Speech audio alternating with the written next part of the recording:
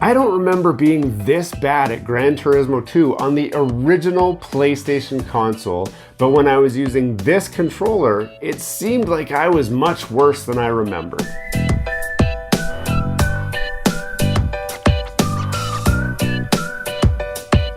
Welcome back to Gears and Tech. Today we're going to solve a number of problems that you retro gamers have encountered, and we're going to get deep into some controller modification to make the supreme setup for this, which is the original PlayStation 1 console. This is the original PS1. Now, most of you are already familiar with this system. I've done a deep dive into how to get a HDMI connection from your PS1 to your monitor and or TV. I've shown you exactly how to do that. And in that video, we also covered some basic controller options. Now I want to take our basic controller options and ramp that up. So the first controller you're likely going to experience is this. This is the standard PS1 controller, and as you can see, the end is the standard PS1 controller connector. That just plugs in just like that, and you can happily game on your PlayStation 1. It's got the first introduction of analog sticks, and those of you who are keen PlayStation users, you have noticed already that this controller shape is pretty much the shape that they continued all the way up to the PlayStation 4, the PlayStation 5 being the biggest extreme divergence from this classic design. Yes, this is the design that I grew up on and that I know and understand. But there's a major limiting problem with this, and that is this cord. Ever since the PlayStation 3, we've had wireless controllers. And so we've gotten used to having our console sitting way off in the distance somewhere, and we can still sit on the couch and play wirelessly. So this controller is not ideal for that kind of scenario. So that's when I picked up this guy. Now this is a wireless controller. It has this little dongle that plugs right in like this to your PlayStation console. And then this connects with two AAA batteries, which you can turn on. And then it syncs up with your system and it allows you to play wirelessly. And this has been kind of the setup that I recommended in a different video. But I was recently playing a game of Gran Turismo 2, and what I noticed was I was having a real hard time steering down the straightaways. And I thought to myself, I don't remember being this bad at Gran Turismo. That got me thinking, I wonder if these controllers are not that great after all. So this controller comes as a pair from Amazon. It's like $20 for two of these controllers with the wireless dongle, which is a steal of a deal. They are good in every way, but it seems like there's a small bit of deadzone here that makes it so that even when I'm steering, the car is not reacting. So I wanted to check it out and see if there's something we can do about it. And that is what we're gonna do in this video. Now I realize you've already sat through a very long video to get to this point. You've already said, Anton, get to the frickin' point. And some wise guy on the internet is gonna be like, hey guys, video starts at 6 minutes, haha. Yeah, right? Thanks, buddy. Anyway, so what we're gonna do, we're gonna test the deadzone on this controller. Now I know you're saying, well, how do you do that? Well, you do that with something like this. Now this is very old. I got it actually on Amazon, and what it does is, I'm gonna just open it up here. This is a USB to PlayStation 1 and 2 adapter cord. So it'll plug right into the laptop that's been sitting here unassumingly this whole time and allow me to connect, hopefully, if this will work, connect this up like this and test the deadzone on this controller. And I'm gonna compare it against the deadzone on the PlayStation 1 original controller, just so that we can get an idea of if it's the same or different. If it's different, then we'll see if there's any way that we can fix it. So the test is quite simple. First we're gonna do is we'll try the original PlayStation controller, and we just plug this in. I don't know which one's port 1 and which one's port 2. So we're just gonna plug this in just like that, and then I'm gonna plug this guy into the USB port on here. And we're gonna go to a website. So the little light turned on and I heard the laptop ding, and now it says twin USB joystick vendor, blah, blah, blah. Now, what I'm looking for is how much I can move this and get a response. So let's see here. I get no response. Do I need to turn on the analog? Interesting. Why doesn't the analog show for that? That's player 2. Am I in there? I'm going to go into the other port and see if that changes anything, because something's moving on the player 2 port. Ah, okay, there we go. So I was in the player 2 port. Now I'm in the player 1 port, and what we're looking for is when I move this to the left, you can see our axis 0 here is moving when I go left and right. So what I want to see is, you can see there's already a little bit of, you'd call it stick drift almost, but it's just the analog stick's a little bit loose. But that doesn't matter. So I'm going to move it a little bit to the left, and I just want to see, does it move a little bit to the left? So you can see as I move, a little bit left, a little bit left, a little bit more left, I go all the way up to 1.0. And then when I go right, I get the same. This is what affects the steering in Gran Turismo, okay? So you can see I move a little bit, and it moves a little bit. And I move a little bit more, and it moves a little bit more. So that's good. This is showing the range of that analog stick. Now this one also, you can see it's adjustable on the 2 different axes, and it's weird. I don't know what axis 4 is, but I can test all the other buttons, but you know, I don't need to. Oh, are those? It's maybe looking for a gyro. Anyway, this is very responsive, and this is exactly what I remember when I was playing Gran Turismo. I could move it a little bit, and the wheels would move just a little bit. Move a little bit more, they'd move a little bit more, and that's how it worked. Now, how does our wireless controller test under the same conditions? We're gonna find out right now. So we'll unplug this from player number 1. We'll plug this in to player 1. We're gonna turn it on. There we go. So now it's paired up, and I've pressed mode to turn analog mode on. And here's the problem. So you can see I'm gonna move the stick, nothing happens. I'm gonna move it more, nothing happens. Move it more, nothing happens. Move it more, nothing. There's the first time something happens. So I'm gonna hold it like this so you guys can see better. And I'm gonna go a little bit, little bit, little bit, little bit, nothing. That's the first point where something happens, and it jumps in. I mean, that's halfway to the end of the throw. Same with the other way. So if I go, see how much I can move it? That one's actually not as bad as the other way. The other way's got a huge dead zone. So left turns are an issue, right turns not so much. Now forward and backward, I'm gonna hold it like this so you can see there's backwards and forward. So there's a little bit of dead zone here. Same with this way. Up and down are good. We've done enough testing. We've seen that there is a fair amount of dead zone. So what's the solution? I know you're wondering, what's the easy fix? Well, the easy fix obviously is to go back to this and use your regular controller and just get used to it. Now, at the end of this video, I will show you the easiest solution to get a good, reliable wireless controller, but I'm not gonna give up on this one yet. I want to use this controller. So I've picked up a bag of these. What are these, you say? Well, I'm glad you asked. So these are replacement analog sticks that presumably have the same amount of dead zone as those. These are supposed to be high quality, replaceable analog thumbsticks. And I just happen to have at least 2. I actually have, how many do I have? 1, 2, 3, 4. I got 6. Thought I bought 10, but maybe I only bought 6. So they're really inexpensive, but then you gotta wonder, how easy are they to swap? Now, I'm gonna come clean right now before you watch the end of the video and find out I failed miserably.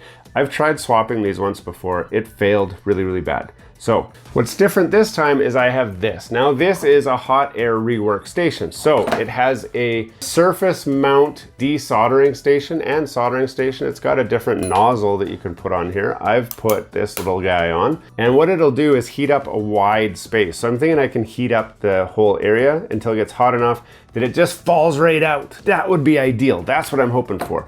But if that doesn't work for some reason, I have a much better soldering iron with a much better pointy tip on it. Now this station, if you decide that the solution that I'm presenting for you today, that this is the solution for you to try, this kit's like 40 bucks. It's really cheap. And these things, you can get all 6 of them. They were like, I don't know, $15. So you get enough that you can screw it up. And I told you my kit came with 2 of these controllers for like 20 bucks. So I can take one apart, which I've pre-done here. I've pulled this apart and gotten it all the way down to this. In fact, this whole thing looks like it wants to just come apart. Maybe I'll do that. There we go. Look at that. I can take the motors out and everything. There we go. So I've got all the guts. I'm gonna take this and set it over here. Actually, I'm gonna set it back here where it won't be in my way. And I'm gonna put this over here because I don't wanna wreck my PlayStation in this process. But I have everything that I need here to pull the analog sticks out of here and replace them with these analog sticks. They're the same analog sticks. They should solder into the same hole. At least I sure hope they do. And so that's what we're gonna do. We're gonna try and desolder it now. Hopefully, if I go like that, I go like this. First thing we're gonna do is compare if these are the same like I think they are. I thought they were, but now I'm looking at this and I'm wondering if I'm wrong. Is there left and rights? Yeah, okay.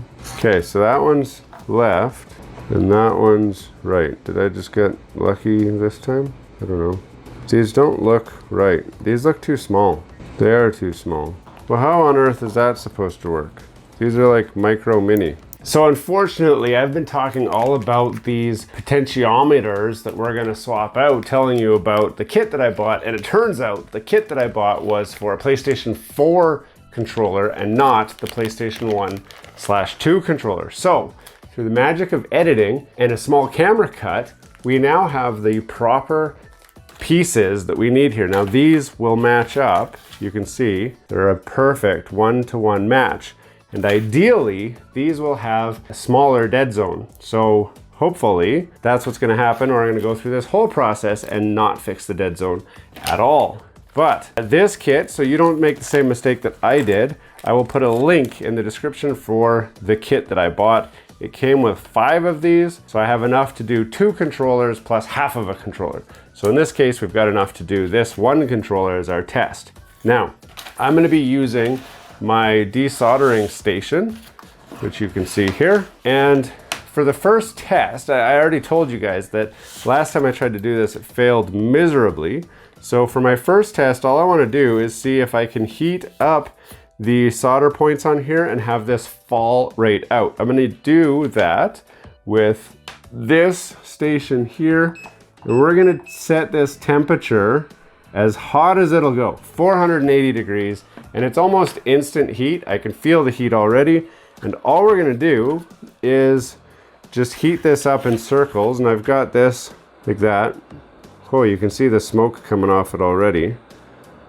So all we're trying to do is just heat that solder up enough that that'll just fall right out. Like, I want to try the easiest way first. If this doesn't work, then we'll try and suck up the extra solder with a solder sucker, but that requires a little bit more handiwork. So I'm hoping is good enough. Now right off the bat, it seems like they've folded over the leg. So let's see. We're gonna just see if we can bend that leg up so that it will fall through. Just like that. Because they would have bent that leg down to hold it in place while they soldered it. And obviously, if I want this thing to fall down, that leg can't be bent over like that. Now, these pliers really suck. We'll see if we can warm that up. 480 is what we're gonna go for. It heats really fast. And I'm gonna just see how much of this solder we can suck out of here. So this has a real-time readout. It says that we're at 360, 370, 380. It's going fast. I just want it as hot as possible so that we can just melt this crap out of here. This is 1 pulled out. Now you don't want to mix it up with these other ones. The specs should be slightly different. When I look at the numbers on the side, they're the same size, but different numbers, which is good. So this is the one with the high dead zone. These are the new ones. I'm going to remove the other one here while I'm here so that we can solder in the new ones at the same time. So this wasn't too bad doing it like this. I was just heating it up. And again, all of the things that I'm using here, I will put a link in the description so that you guys can do it yourself if you choose to. There are tools to make this easier. You can see it's just sliding around on the table here on me. There's little clamps you can get that hang on to these things way better. And I'll give you a link to that clamp because it would be so much nicer if I had one. But since I don't, this piece of cardboard is about all I've got. And then what I'm doing, it's sucking the solder up, and then I'm just using this to loosen these legs up here so that they'll push through the hole. This one's got a little bit of solder left in there, so we'll just try and heat that up. and then suck out that little bit. There we go. So that leg is free. Then we can do the same with these 3 legs. Now, I'm not gonna do anything to these. Normally what you could do is slide your soldering iron across here and just kind of clean these up, but we're gonna just be resoldering on here anyway. So I'm gonna go like this, poke one of these guys through here, and they should just fit right inside that hole. We're just bending these legs to make them straight so that it fits through this hole properly.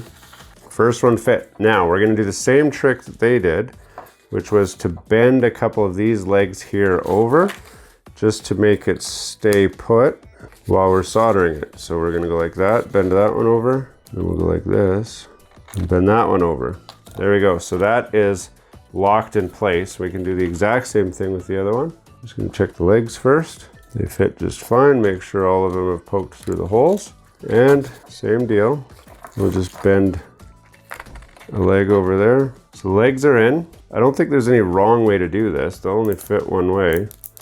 And then we just solder it all back on. So we're gonna use our flux core solder, and all we're gonna do is just get it hot and that is it. These have been soldered on. You can see my solder job is about as clean as I can make it. Now it's time to put those out of the way. These are potentially the bad ones, so we're gonna put those over there. I'm gonna just put this all away so that we can see how well I can put this controller back together now that all these pieces have all fallen out and continue to fall out all over the place. So this is not a legit PlayStation controller, so it's not, you know, gonna follow the same reassembly process. Okay, it is time to put the batteries in. Make sure this thing still turns on and doesn't go, seems like we've got an extra part inside there, but that's okay, it is what it is. We're gonna get the wireless dongle for this. We're gonna plug this guy back in. Okay, it is time to test. I don't need the back battery cover on here. I just wanna see, we've got this on here. Okay, so we are fully synced up with the controller, and all we're gonna do is test the analog stick. So you remember before I had to move it a lot before it moved. So we're gonna check this axis here. This is axis 2, and you can see I'm gonna move it a little bit, just a little bit, and it starts reading, and it does start reading right at 0.1 something, whereas before it jumped right to 0.2 or 0.3 or 0.4. I forget what it even was. There was a massive dead zone. So this, on this axis, it goes all the way to 100, and then same with going the other way. Can I get it to catch on the low end? It does, just right there. So I'm still moving it a little more than what I'd like to, but it's much, much improved. Same with going the other way. I am getting fine adjustment. This way's got a bit of dead zone with it too, but fully 100% better. Now, you saw what it took to go through all of that to install these guys, and the chance of success is actually not that high. In fact, I'm gonna be honest with you guys, this guy right here, 100% dead. I'm getting no feedback at all on this stick. The button push, button 10, you can see it's reading that, but I'm not getting any analog stick movement on this guy. And it's reading, I think I've bridged something or the pad broke or something, because you can see it's reading it full down and full right. Full down and full right is what this guy's reading. So I might have bridged a connection without knowing it, but it's not reading anything. So I'm gonna have to pull it back apart and see if I can fix that. If that's not the option for you, I do have an even better option. It costs a little bit more money, but it might be the better option for you. So let's jump right into that. Now, if that entire process looks like it's just way too much for you and you're not really that invested, you're wondering, is there a better way to get my retro gaming console working with a wireless controller? Perhaps you still prefer the PlayStation 4 controller, or you prefer the PXN controller for your Switch and PC that we reviewed in a previous video, or maybe you prefer your PlayStation 5 or even your Xbox controller. Well, great news. The folks at Blue Retro have created something that looks just like this, and what this is a adapter that allows you to use your PlayStation 1 with any wireless Bluetooth enabled controller. So I haven't looked at this yet, I haven't even tried it, but if we open this guy up, again, I haven't opened it at all. So it comes with a color manual that shows you how to use it. Actually, it's a very good manual. Very extensive manual. I'll wait for you to buy one to try it out yourself. It comes with this little dongle, which is pretty similar to this guy. The biggest difference is there's a lot more in here. I can see through, and I'll show you guys, I can see through this case to see kind of, there's some buttons here. It's labeled, one is a pair, one is a reset, and then you've got this guy. Is this a power? I didn't think this needed external power, but it makes sense that it does. Okay, so I haven't used this yet, but this exists. I just want to tell you this guy exists.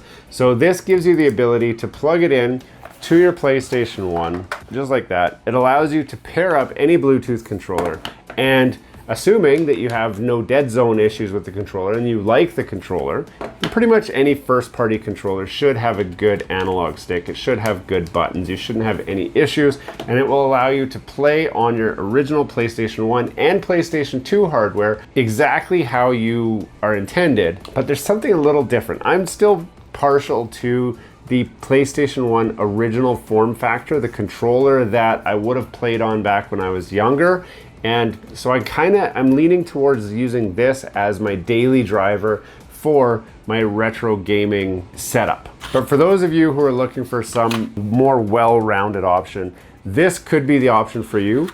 Or for the same price, you can buy a rework station, the controllers, and the replaceable analog sticks so that you can just make these controllers work exactly how you need them to have the best experience. So you've got two really great options. One option for the hands-on, do-it-yourself guy. One option for the guy who just wants to use the system.